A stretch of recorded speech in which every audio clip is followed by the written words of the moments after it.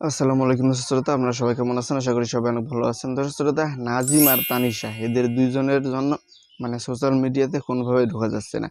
যেই পেজে যাবেন, যেই চ্যানেলে যাবেন, সেখানে দেখা যাচ্ছে যে নাজিম আর তানিশা। তো দর্শক শ্রোতা, আসলে কি হয়েছে তাদের?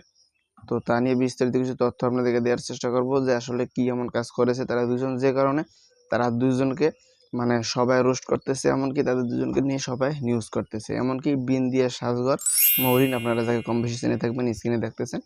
তো তাকে নিয়েও আর কি অনেক ধরনের কথাবার্তা চলতেছে। তো চলেন বেশি কথা না বলে বিস্তারিত তথ্য আপনাদেরকে দিই যে আসলে কি এমন দোষ করেছিল, তো সে কারণে তাদেরকে নিয়ে এত কথাবার্তা চলতেছে। আপনারা যদি আমাদের চ্যানেলে নতুন হন, অবশ্যই আমাদের ছোট চ্যানেলটি সাবস্ক্রাইব করবেন, আর ফেসবুক পেজ থেকে হলে অবশ্যই আমাদের পেজটা ফলো দিয়ে পাশে থাকবেন। তো দর্শক শ্রোতা, আপনারা সবাই কম বেশি একটা জিনিস জানেন যে বিন্দিয়া সাজঘর তার যে অ্যাডমিন আছে মৌরিক, তো সে আর কি এই নাজিম আর তানিশা তাদের দুজনকে ডাক দিয়ে নেয় তার আর কি সাজঘরে। তো ডাক দিয়ে নেওয়ার পর সেখানে কিছু শ্যুট করা হয় নাজিম আর তানিশার। তো সেখানে আর কি এই বিন্দিয়া সাজঘরের যে ওনার আছে, সে কিছু কথাবার্তা বলে, মৌরিন সে কিছু কথাবার্তা বলে এই তানিশার সঙ্গে কথাবার্তা বলার পর তো সে একদম ইন্সপায়ার হয়, মিমকে নিয়ে কিছু বাজে কথা বলে। এমনকি সবসময় তানিশার পক্ষ নিয়ে কথা বলছিল।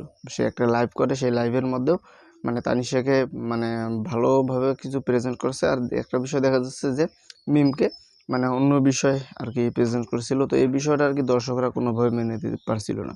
এমনিতে তানিশাকে দর্শকরা দেখতে পারে না, তার উপর তাকে নিয়ে যখন কোনো একটা কোম্পানি বা কোনো একটা প্রতিষ্ঠান কাজ করবে, তো এই বিষয়টা কিন্তু সহজে দর্শকরা মেনে নিতে পারবে না। তো এই ধরনের একটা কাজ করেছে বিন্দিয়া সাজঘর। তো কাজ করার পর আর কি সে এখন লাইভে এসে সব সময় কান্নাকাটি করতেছে, আর একটা বিষয় বলতেছে যে আমার ভুল হয়েছে।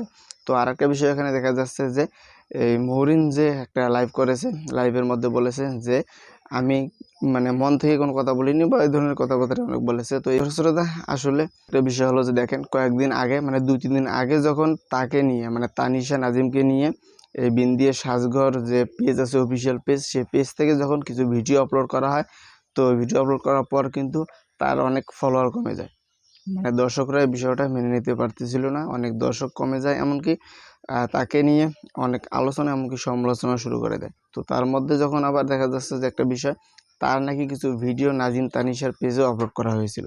তো এই বিষয়টা দর্শক কোনোভাবে মেনে নিতে পারছিল না। সেজন্য মূলত দেখা যাচ্ছে যে তাদের নাজিম তানিশার পেজ, এমনকি এই বিন্দিয়া সাজঘরের যে পেজ আছে, এই দুই পেজ থেকে কিন্তু অনেক ফলোয়ার কমে গেছে। তো দর্শক শ্রোতা, সেই জন্য মূলত বিন্দিয়া সাজঘরের যে ওনার আছে, তো সে লাইভে এসে কান্নাকাটি করতেছে আর বলতেছে যে আমার ভুল হয়েছে। তো এরপর থেকে এই ধরনের কোনো কাজ হবে না। তো আপনাদেরও যদি এই বিষয় নিয়ে কোনো কিছু মূল্যবান মতামত থাকে, তো সেটা কমেন্ট করে জানাতে পারে। তো এই ছিল মূলত আজকের বিষয়। তো সবাই ভালো থাকবেন, সুস্থ থাকবেন। আর যদি আপনারা আমাদের চ্যানেলে নতুন হন, অবশ্যই আমাদের চ্যানেলটি সাবস্ক্রাইব করবেন, আর ফেসবুক পেজ থেকে হলে অবশ্যই আমাদের পেজটা ফলো দিয়ে পাশে থাকবেন। দেখা হবে নতুন কোনো ভিডিওতে। আল্লাহ হাফিজ।